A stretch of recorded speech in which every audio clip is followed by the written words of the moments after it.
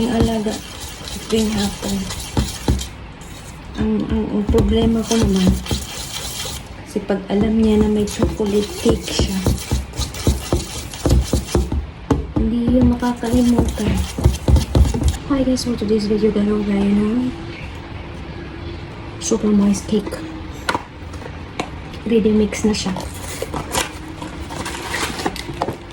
Ayan guys, yung mixing na natin.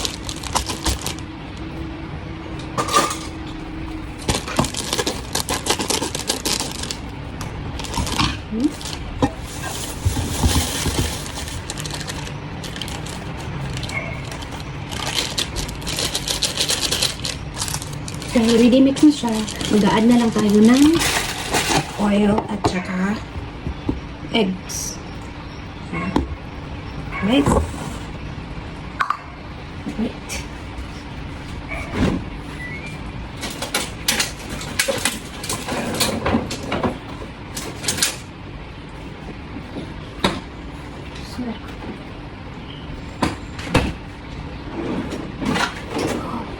Okay. Eggs tsaka fresh milk. Yeah. Ihalo-halo na lang natin ito.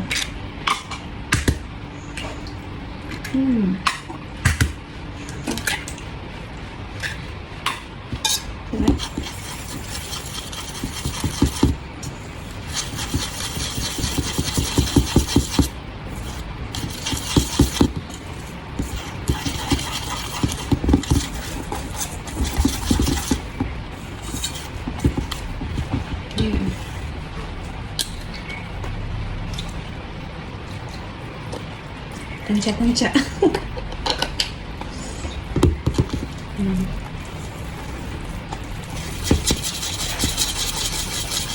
Para ito sa snack tea break ng aking alaga tuwing hapon. Ang problema ko naman, kasi pag alam niya na may chocolate cake siya, hindi yung makakalimutan. Oh, guys. Tapos ako magluto ng aming dinner. So, isasalang ko ito mamaya. Dagdagan ko pa medyo bigat. Tansya lang tayo.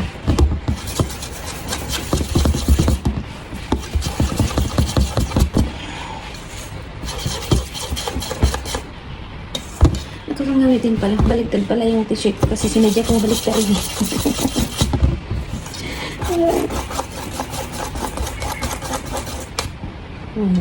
Diba guys?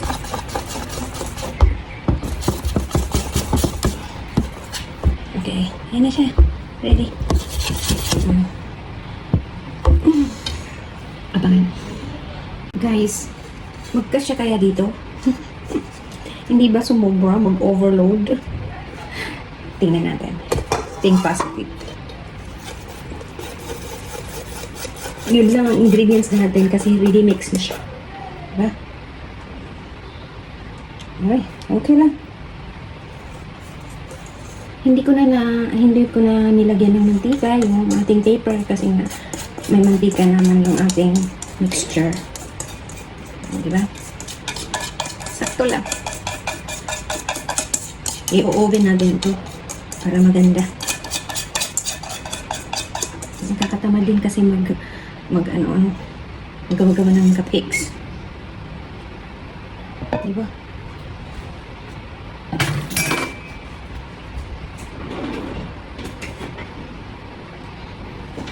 Saan pa yun? Ito na lang.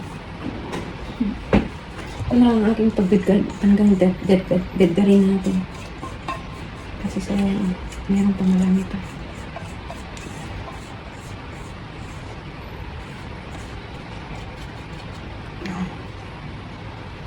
Diba? Alright, let's do it.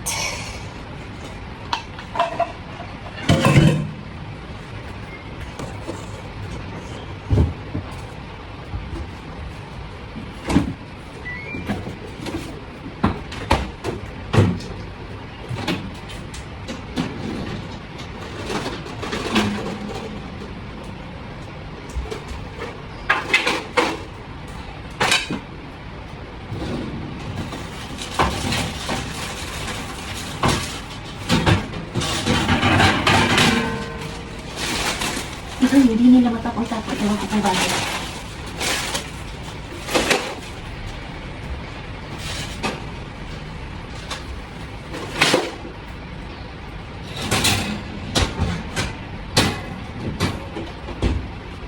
Tansya-tansya ko lang din yung pag-ano ko ng heat. So, ito yung Celsius ng degree niya. Tapos ito naman yung anong maluluto niya sa taas, sa baba. Neutral lang siya. Ito naman yung amount. Gano'ng 150 o 180. Gawin na natin 200 para mabilisan. 200 degrees Celsius. Ilang minutes? Wait. Painitin mo muna natin siya ng 15 minutes. Okay. Wait lang tayo. Ayan guys. Tapos na ang 15 minutes. Isasalang na natin yung ating cake. Ayan. Handa muna natin. Natin yung cake.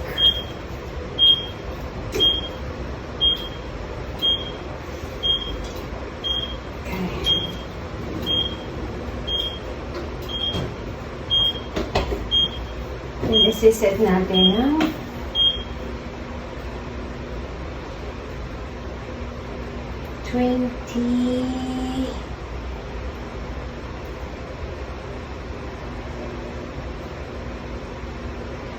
25 minutes.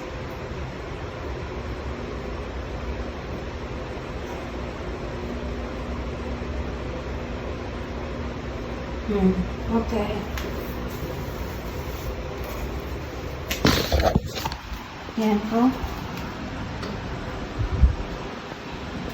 Guys, update yung ating cake. 8 minutes more. Ayan, una. Ayan na siya. Wow.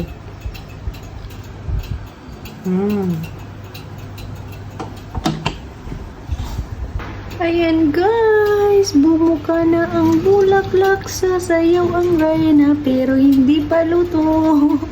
Tignan nyo guys, sa gitna hindi pa luto pero bumuka na.